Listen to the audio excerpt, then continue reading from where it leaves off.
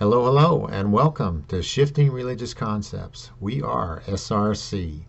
We are so pleased to be here with you today for a novel look at the Bible and what it means for all of us. This is SRC's fourth presentation. We hope you enjoy it, of course, but more importantly, we hope to spark your imagination today. I am Mark Thomas. I'll be moderating this show. Anala D. and Archie Sanders are here with me by the power of Zoom. Anala and Archie have both been students and then teachers of the Bible for many years. They bring a wealth of experience to our conversation. Anala is an author, a publisher, a writer, a speaker. She has also served as an ordained minister. Archie has pastored for over 20 years in Virginia as an ordained minister, so they are not new to this conversation. They're here today as contributors to SRC, but more importantly, to shine new light on an old story. Now, a few things before we get started for the audience. If you would, please keep your microphones on mute because this just helps keep down the background noise and keep the confusion to a minimum. But there is a chat feature on Zoom. It's in the lower middle part of your screen. There's an icon there where you can open up a screen and text us your questions or comments. And we will try to answer those in real time as they come. We'll do our best on that, and we appreciate your help in regard to keeping the microphones off. In the newsletter, I hope you read the newsletter, we go into length about who SRC is. But we also like to start each presentation with just a little bit on who we are also. We at SRC are inspired to introduce the Bible and other manuscripts in a new and personal way. We seek to shift our spiritual experience from one of a God outside ourselves to the God who is us. When we read the Bible and then we talk about the Bible like we are today, we are thinking about the eternal Spirit who is alive in us. We know that the spiritual self, the real self, has an amazing and often untapped potential. We really encourage our audience to keep these things in mind as the show progresses today. Because it actually helps you to understand these sometimes intricate things that Anala and Archie will discuss. So now, here we are at our final presentation. It's been a journey for the contributors especially, but for everybody who's been with us. And I remember our first presentation where we talked about Einstein and we talked about the first chapter of Genesis. Now, I'm going to sum up last week a little bit by telling you that we took a look at how choices and our imagination work.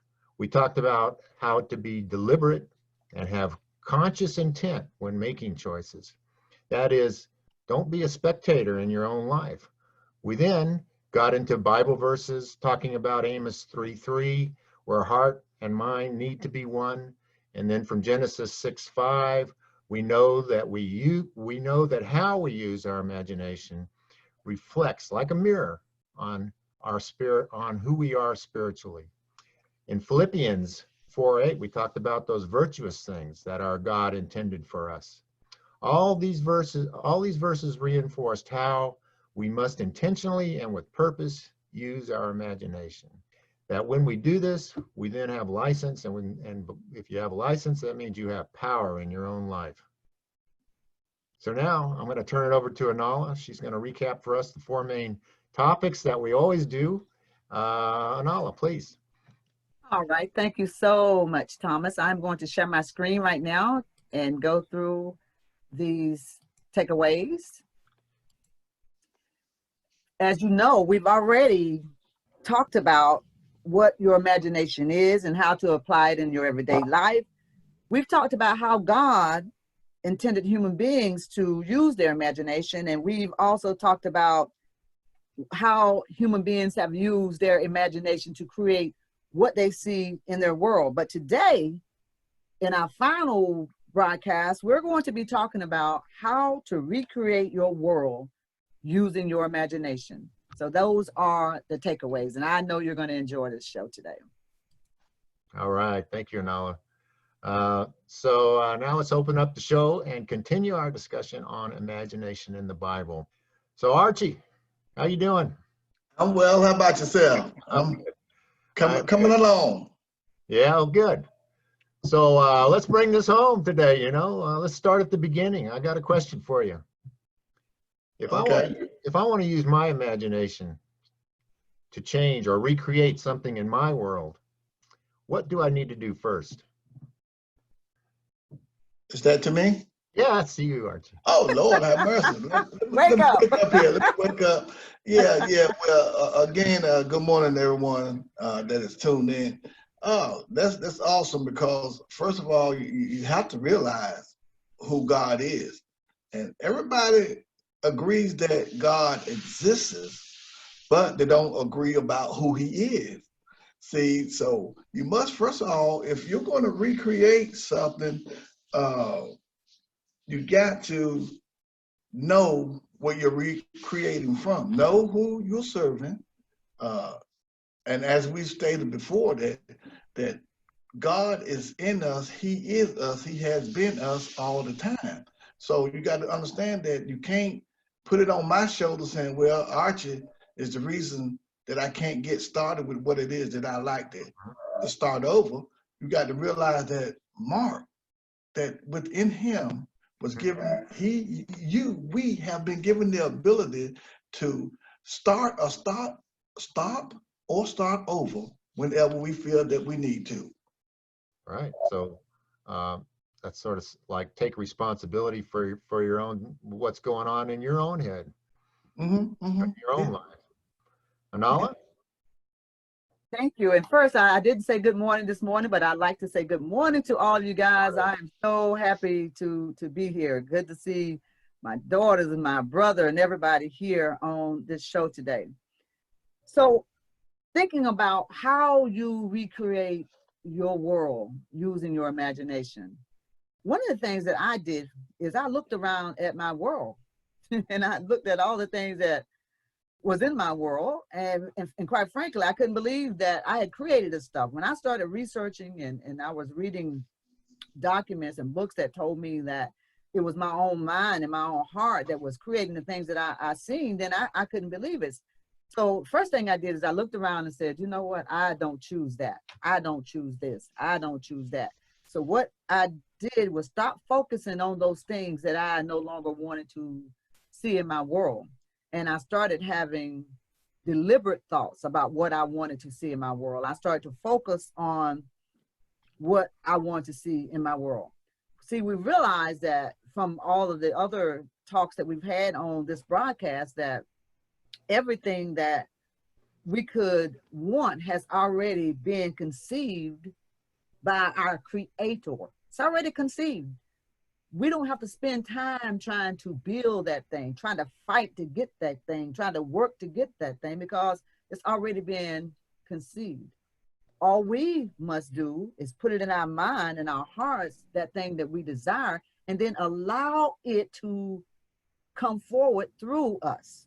And that's the creative part that we do, not trying to build it because it's all already done. Yeah. And then once you've done that, it's like those, some of us who build develop a garden or even planted a plant. You don't plant a seed and then wonder if it's gonna grow and go dig it up every day. I did that once, though. I tell you, it doesn't work, it dies. I kept waiting for the plant to grow and it didn't grow, so I dug it up and then it really did die.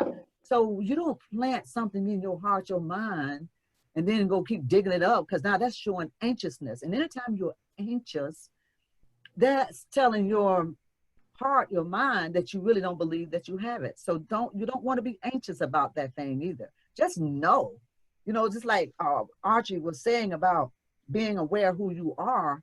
Also know that whatever has already been conceived, you have allowed, and it's just a matter of time before it appears into your world. Now, you can doubt this if you want to, but you try to prove me wrong, because you cannot prove me wrong, because I know that what I'm talking about works. Right. So is it important to know that you're already doing this anyway? You're already imagining your world anyway, right? But that's what I said in the beginning. I looked around at my world. Once I realized that I was doing this, I was already creating stuff. I was already allowing stuff by focusing on it. So therefore, I decided for myself that I was going to focus on something that I truly wanted. And just think about this. When you you're out driving and you fussing at everybody who cuts you off. Every time you go out to drive, you're Yeah. going to experience that because you're allowing that.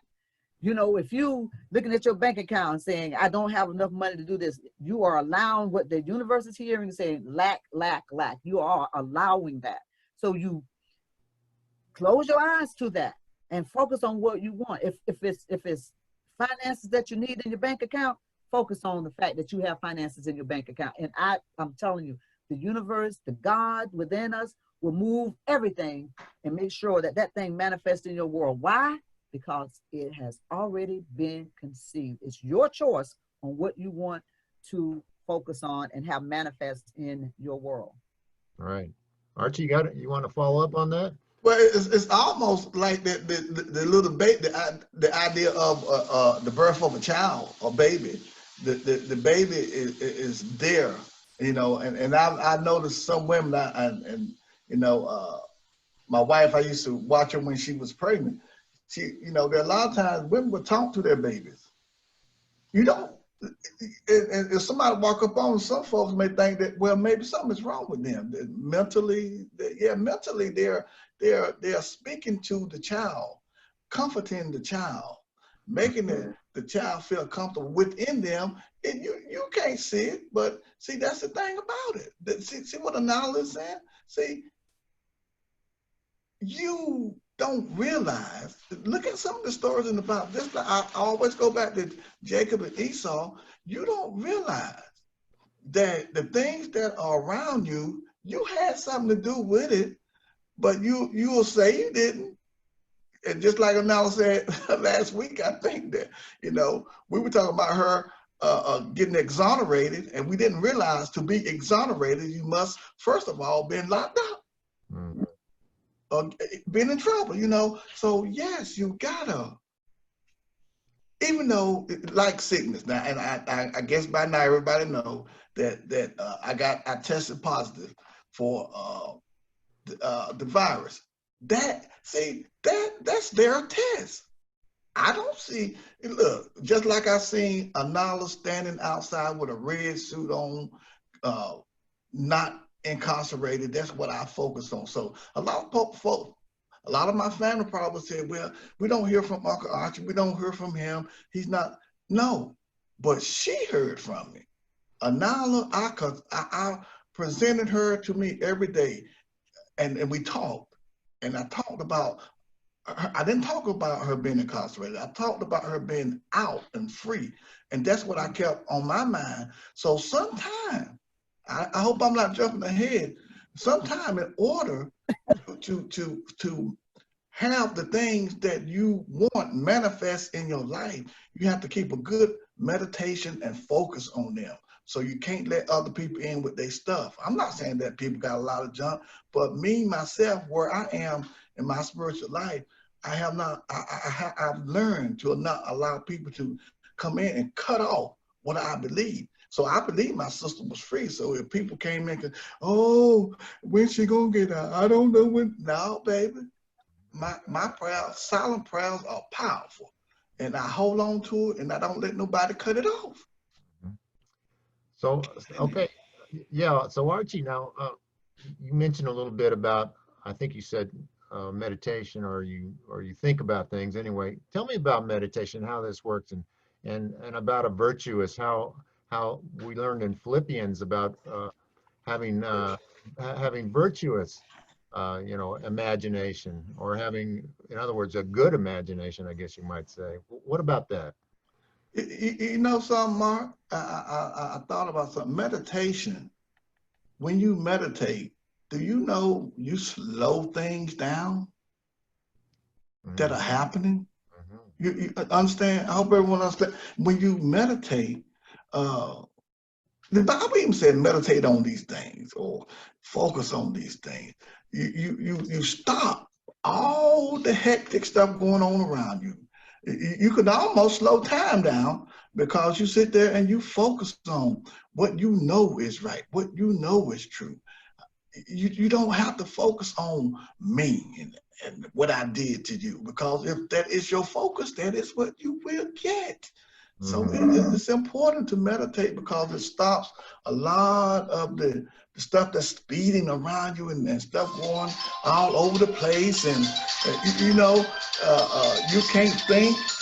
Uh, it's you gotta stop and meditate. Even I've learned to do some yoga, and my daughter was laughing at me because I said, I may look funny starting out, but eventually, in my mind, the things that I have to do, I focus on them, and eventually, good Lord, I'll be really good at it because I'm really deliberately knowing that I can do yoga. Right. So that's just basically being active. I mean, choosing for yourself instead of like watching your life like a film. You're actually choosing. Anala, what do you say? Yeah, I just want to mention because when we talked about meditation, you think about when in Genesis, the first chapter of Genesis, the world was dark. It was not, it's like it's really when you close your eyes, and everybody could practice this right now. You close your eyes, you can't see anything. It's dark. Everything was dark. So really, our Creator God within us went into a sort of a meditation to even Mhm. create and conceive the things that we see now. So going into meditation, as Archie mentioned, is shutting everything out. And we think about the woman in the Bible when she was told that her son had died. She closed the door. She didn't close a real door. She Yeah, closed her eyes, her mind to everything that was in the world. And that's what we want to do. Is that's what we close our mind to everything that we see. And even when you're driving or out and around people, close your mind, even to the coronavirus thing. We can't walk around and talk about, well, I'm this person dying. died now, this person got. We have got to open our mind to what, focus on what, healing. We that's what we want to do. I As Tamisha am just said, well. she said that is that they is simply testing positive for the common cold. Is basically Mhm. what they're doing. So you don't want to focus on that either. That's key. Yeah, I'm with you. Now, I got to jump in here right quick, Mark. I just want to Sure. say, she hit something right there. She said the common cold. As I was cutting some of my hairs out of my nose this morning, I thought about the test. And I asked myself, well, normally when they do a test, they test your blood, but they didn't test my blood. They tested the mucus that runs down through the spine. That's a whole different conversation there. But I know somebody understands what I'm talking about. They wanted that. Man, they tested the mucus in you. Cause ain't nothing back there in the back of my nose but mucus. That's right. And that's what they tested. Though I asked myself this morning, what in the world are they doing testing the mucus for if I got a contagious disease? Isn't Okay. that something? I All don't right. have no contagious disease. I don't believe you do. I don't have one. I don't. You talked me into it, so I'm good.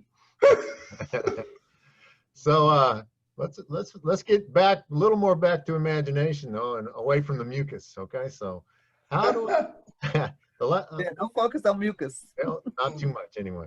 Um, so let's talk about our desires and how we bring them into reality. We've already touched on that, but how do you give your desire?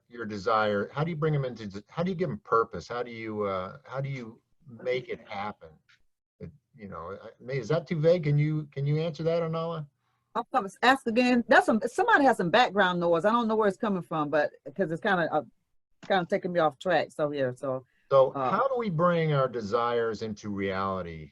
How does our conscious and our subconscious work in that? okay. Archie touched on a little bit a few minutes ago when he's talked about your consciousness.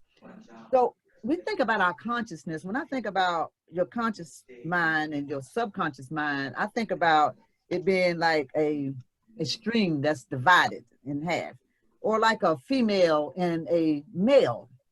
And what happens is, see, your conscious mind is seeing the world all the time, and that's what you must gain control over and have those deliberate thoughts. That's why you go into meditation, so you can change your consciousness and have those deliberate thoughts of what you want to put on your consciousness. Because consciousness, and I'm going to show you the definition in a second, your consciousness and your subconsciousness, they marry each other. The consciousness imprints, like having like imprinting in the womb of a woman. Your conscious imprints on that subconscious, because the subconscious, it does not care. It doesn't reason. It's just whatever sperm you put into it, whatever egg you put into it, that's what's going to birth in your world. So when you're thinking about how you're thinking, what you have on your mind, you want to be deliberate about that, because your conscious is feeding your subconscious. And as a result of that, it imprints on your subconscious, like taking a picture. That's why your imagination is important. Taking a picture and then birthing into your world that thing that you thought about. Can I give it a name, Anala? Yes, you can. I hope you get right in the end. Can I get them two fellas a name? I use fellas well, but it doesn't matter, female or male. But listen, conscious is Esau. Subconscious is Jacob. That's right. That's right. Anybody know the story? They know the story. That's right. Esau was what we see right now, what it says that it is, no doubt about it. It has to be this way. But Jacob comes in and bring in the thing that Jacob wants, not what it is. And we take the Bible and we personify those individuals like they're real people. And those are not real people with states of minds. It's the conscious, it's the subconscious. But see, you took somebody who wrote the Bible and they personified those things and gave them names. So people walking around to me, well, you know, Jacob and Esau. But just like my brother said. Mm-hmm. But right now, let me take this opportunity while we're talking about conscious and subconscious, Jacob and Esau, and just look at what they mean, because I think it's important that we always do that so that people understand definitions. And what I've done in this particular screen here on this, as I gave you 3 definitions. Aware, that means having knowledge, that you're conscious, and we talked about who you are. So being aware of who you are, having knowledge about who you are. And then, of course, conscious, aware of one's own existence, sensation, thoughts, surrounding, fully aware, fully active, mentally, deliberate. See, deliberate, being deliberately conscious, guys. That's important. Don't forget about what we talked about, because these definitions give you a picture of what we've been discussing. Then subconscious, operating in the mind, beneath or beyond the consciousness. So it's beyond the conscious. It's not conscious of anything. It's a totally mental process of which the individual is not aware. So I want you to remember those definitions. Those are important. Right. All right. Yeah, that deliberation part where you just have you have to consciously take control of your imagination, basically. Is that not right, Archie? Something like that? You have to be in control of, be aware. See, consciousness makes you aware of what is. Now it makes you aware of what it is right now. Consciousness. I'm conscious of sitting here. Right.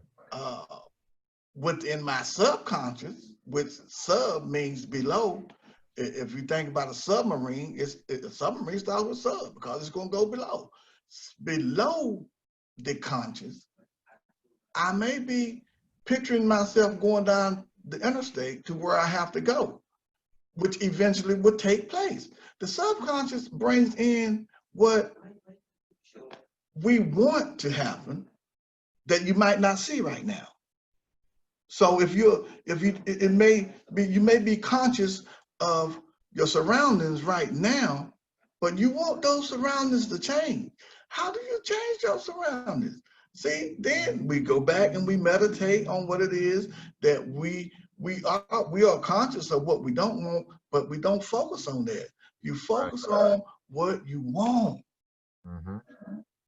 I just want to add, we think about, like, even when I work for people, and I know some of you out there that's listening right now can appreciate this. The more we think about how much our boss irritates us, the more you go and find that your boss is irritating. It is, I mean, you can do everything. You can write them up, you can do this and you can do that. But the more you focus on how that boss is treating you every day, that boss is going to treat you that way, or it might be another coworker that's going to treat you that way. That right there is a fine example of what we're talking about.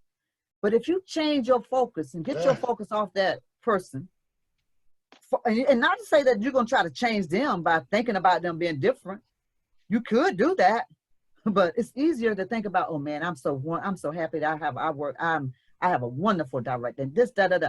Picturing in your mind, imagining in your mind what you want that person to be like. Eventually that person is going to change and be that way, or they will move on out your way and somebody else will be there. The person that you imagine in your mind, everybody, everything around you is a result of your imagination. Even those irritating co-workers that we have, that you come in, every day she come in, she this, and every day you come in, she's gonna be doing this. It's the same thing with that little picture, that you can use the bigger picture of what you want to use the same process. And you got to remember, as we talked about last week, what is true, what is the good report, all those things, because you got to remember, your thoughts are like a boomerang. They go out, they have energy, and they come back and they hit you. Mm-hmm. So that's why you want to send out good thoughts. What's within, so without. Right. So you have to be certain of those things, right? You can't question your own mind on these things. Is that not right, Anala? You definitely want to get it right. You definitely want, Tamisha and I were talking earlier about when you imagine that thing that you want, make sure you write it down, draw a good picture, because you don't want yourself. Yeah, you don't want to just say, well, think about abundance. You just thinking about abundance. Well, shucks, you could get an abundance of bills. So you can go. So you want to be clear in your imagination. See that thing and be very clear about that. Well, Nala, you hear what you were saying, the illustration you were giving about that co-worker. I noticed that if just as we could sit there and think about how bad that co-worker is going to be, see, and it's hard for us not to think about that. But what we should be doing, and people, someone may think that if they walk up on you, you got to get in your closet, get in your closet. Don't let nobody see what you're doing, because they might think you're crazy. Talk to that person right there. See, we're spiritual people. I know a lot of people. I am. I have to speak for myself. See Anala right there. And Anala is lovely. She's going to be happy this morning. She's going to greet me this morning. And I'm going to greet her. And we're going to have a wonderful day. If you can sit there and talk about, I can't, boy, I don't want to see Anala tomorrow. Good Lord, I know she shouldn't do that. If you're wasting your time, why you're doing that? Why not change it, just like I just said, and see her doing the thing that you would like for her to do, because you're getting what you want. You're getting it. You fuss at her at home, and you go to work and you fuss at her because you fussed at her at home. You already did it. You set yourself up. And you got to think about, it's like a pendulum. It swings like this, right? So the pendulum doesn't care whether the energy is positive or negative. It's going to take it. So therefore, instead of pushing all the energy out there, why don't you imagine the good thing? Why don't we? I'm not going to talk about other people. I'm going to talk about myself. I choose to imagine good things for myself. And I do not allow the pendulum energies out there, vibrations, to take all of my energy and use them in whatever way they want to. When I'm talking about pendulums, I'm talking about systems that will take your energy. Even just think about even the political system. Democrat, Republican, it doesn't matter. They want the energy. As long as you're pushing the energy towards them, they're moving. Use the energy for yourself and create what you want in your world. Okay. Archie, y'all good? Because we're going to move on. Yeah, let's move. Let's move Let's on. Let's move move on. on. All right. So we're going to get now to the point where Archie and Anala, I'm thrilled to bring them both forward and for a little, just a kind of a closing thoughts on the imagination series. I said before that this was our final, but it's not our final. Of course, it's the final in this series. It's not our final actual presentation. But what I want to urge the audience to do is to listen closely to Archie and Anala on what they have to talk about, because they both prepared a little talk. So Archie, why don't you start us off with that? Okay, Mark. I hate to get to the end. This I understand. Yeah, I do this too. could go But on. we're going to move on next week. We'll be good. I mean, not actually, it's going to be the week after. We're going to get to the Willie Lynch thing. So, Yeah, yeah, yeah. There were some notes I wanted to make sure that it was understood last week about one of the things that I was saying, the 10 virtues in yeah. Kemetic, which is the Egyptian philosophy. If we could keep those, your control of thought, your control of action. Now just listen. What it is saying, control of thought. All that we said, control of thought, control of action. Devote yourself to the purpose. That's the third virtue. Faith in the master's teacher's ability to teach the truth. What is coming forth, what we're saying to you. We're bringing the truth to ourselves as well to you. You got to have some faith in that. And you got to have faith in your ability to recognize the truth.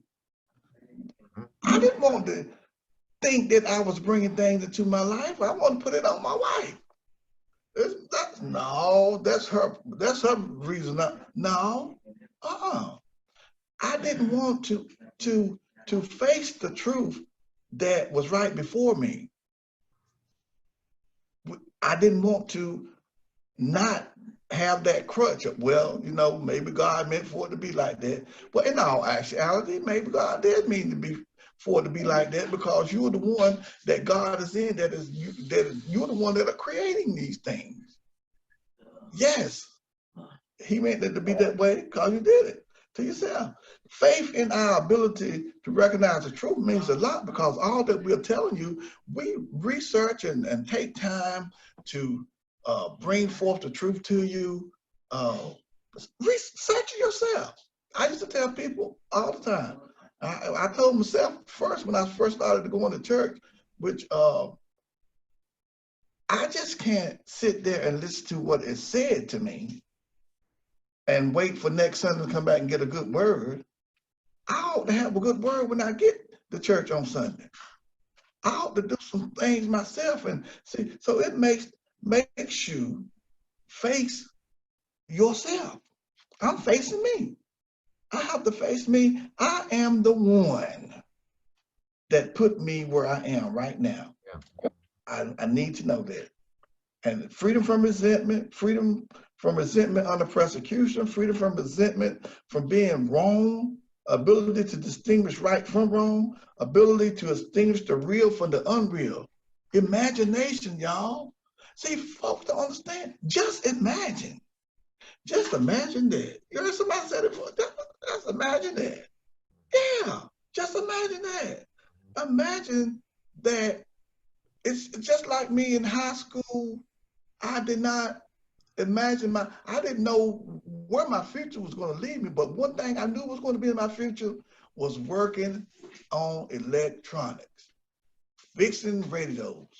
And they didn't even have computers back then, $1, but I fixed everybody's cassette players, I fixed that cassette player, the little radio, the little jukeboxes. They brought them to me, and I could have made some money, but I didn't make no money back then. But but I'm saying that to say this: I did that. I imagined that one day I would be working on electronic gear, and lo and behold, I have an associate's degree as a computer technician, doing the exact thing that I imagined years ago. Imagine that it is very, very important to keep your thoughts, your speech, and your deeds. I thought about it, I spoke about it, and I done it. All right. My 6 minutes gone. Yeah, I think they are. That was good. Yeah, I enjoyed that. I want to hit it on the head. I want to, and it's more. It's You more. did. We'll get to that. We'll get to that. All right. So, Anala, I know you got something on imagination that changed your world as well. I'm interested to hear that. Absolutely. My topic is just my imagination, the key to manifestation. Oh, I thought you were going to say. As you know, Albert Einstein said that imagination is more important than knowledge. He said that knowledge is limited, but imagination encircles the world. And as one who believes in the power of the mind and the will of the heart, I sought to understand why Einstein would say this. And today I want to share what I discovered with you. In studying the works of Einstein and others who shared his philosophy, I discovered that it's easy for the average person to believe that the mind can control the functions of the body. The difficulty, though, arrives when introduced to the concept that the thought or imagination can govern external conditions, and that the use of one's imagination can be a deciding factor in obtaining success or failure. No one wants to believe that. In other words, some people don't want to believe that they are responsible for what they see in their own world. I ask my audience this question. If our conditions are not controlled by thought, by what then are they controlled? Ernest Holmes asked this question in 1919. He said, some would say that circumstances control conditions. He also asked, what are circumstances? Are they the cause or are they the effect? Not only did Holmes believe that thoughts are the effect, but many others, philosophers such as Dr. Wayne Dyer, Neville Goddard, and Charles Hansel, they also believe the same thing. Now, let me share a personal story of why I also believe that one's imagination is the key to manifestation. During my early years, I inspired to become a writer and speaker. But at that time, I didn't think that I could write anything that anyone would want to read, and nor did I think I had anything to say that anybody wanted to even listen to. My daughters, Shana to me, she used to tell me, Mom, won't you write? But I was like, what am I write about? What am I going to speak about? I just couldn't see myself doing it, although my heart wanted to do it. And even when I talked to other people about my aspirations, some people told me that it was best for me to go into business. So I listened to the advice of everybody else, ignoring my heartfelt desire. And even when my mind would remind me of what I said I want to do in my life, I placed that thought in a mental file cabinet and I closed the drawer on that thought. And when I would listen to speakers such as Les Brown and others, my heart and mind would remind me again of what I imagined long ago. And even as I enrolled in business classes at Georgia State University, I was still thinking of writing and speaking. Working as a buyer for Georgia State University and then as a procurement director for the Department of Transportation over 10 years allowed me to tempt my heart sometimes with some writing and even a little bit of speaking. And then listening to what I'm saying right now, some of you might say, well, you were on your way. I may have been on my way, but a double-minded person can't obtain anything. You see, in my heart, I desired to be a writer and speaker, but my mind and my heart were not on the same page. I could not see myself being what I wanted. What I'm about to say to you is essential, and I want you to listen to me really, really carefully. I believe that the universe was in touch with my heart and began a long time ago preparing a way for me to seize my desire for speaking and writing, although I chose a completely different path. However, that which was already conceived in my heart, I would not allow because of my own adverse thoughts. But now I realize that my imagination paid for me many journeys, some desired and some I didn't even remember that I was thinking about. How many of you right now in this audience today remember what you thought about an hour ago? How about 15 minutes ago? I can tell you right now, not many. That was me too. I did not realize that what my mind was like a runaway train, imagining so much of what I did not desire and little of what I wanted. Instead, I was that double-minded person. The effects in my life did not make themselves. They were held together by my mind. But after reading the works of Neville Goddard and some others, I realized where my aim in life had been derailed. I understood that my untrained mind was in the habit of thinking whatever it chose. Such thoughts as, you can't be a writer. Remember, your best friend told you that. You can't speak. Who's going to listen to you? You sound country when you do speak. My mind was like a child that needed to be taught. After realizing that if I was going to achieve the things that I had imagined in my heart, I had to train my mind. What did I do? What did I do? I stopped sharing my passion with others, as I would always hear the same words. You have a great job. You have good benefits. You should be happy where you are. You are blessed. I began to secretly imagine and feeling what I wanted to see in my world. And that was a speaker and writer. The deep desire for writing and speaking was like fire that was shut down in my bones, and it would never, never leave me alone. How did imagination become the key to my manifestation? My heart held a passion for becoming a writer and speaker, but my mind was not there yet. It was not until I could imagine being what I desired in my heart that this opportunity manifested itself and allowed me to create that desire in my world. I no longer allowed my mind to dictate what I would think about. I deliberately placed on my mind the thoughts that I chose, and I synchronized my mind and my heart so they could be both on one accord. I deliberately chose the thoughts that I wanted to imagine. I became selective about what I want to see in my world. The more I practiced these concepts, the more I was able to influence what I manifested in my world. It was as if a light had come on within me and was providing a view to show me all that was possible in my life. Using my imagination, I have now authored 2 books through my very own publishing company. That same light that came on shepherded me to be a part of shifting religious concepts. I want to say this. This is my final remark to you guys. The woman that you see before you today is the result of a trained mind having deliberate thoughts.